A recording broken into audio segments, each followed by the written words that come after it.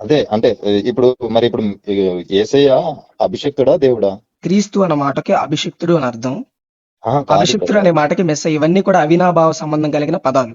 Okay, no issues, ఉమ్, no problem. నేనేమంటున్నా అంటే ఉమ్.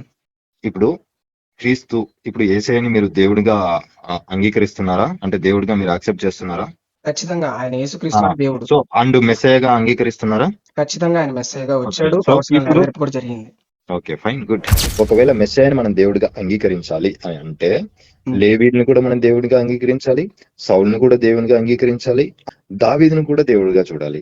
And మీకు ఇంకా ఎగ్జాంపుల్ గా మీకు చెప్పాలంటే అంటే మీకు యేసుక్రీస్తుల వారికి మిగతా ప్రవక్తలకి ఉన్న తేడా అర్థం కాలేదన్నమాట. సో దేవుడని మీరు మెస్సయ్యని దేవునిగా అంగీకరిస్తున్నారా, లేకపోతే యేసయ్యని దేవునిగా అంగీకరిస్తున్నారా?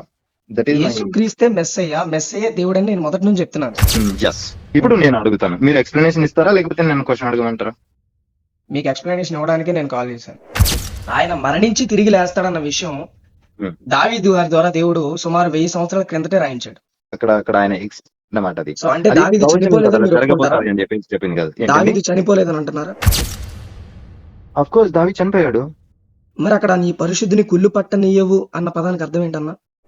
ఇప్పుడు సేమ్ సిమిలర్ గానే ఉంది కదా. ఇప్పుడు ఇది కూడా మనం ప్రవచనం కింద తీసుకుంటామా? బ్రదర్, చెప్పిన ప్రతి మాట మనం ప్రవచనం కింద తీసుకుంటే కీర్తన గ్రంథం అంతా ప్రవచన గ్రంథం అనాలి.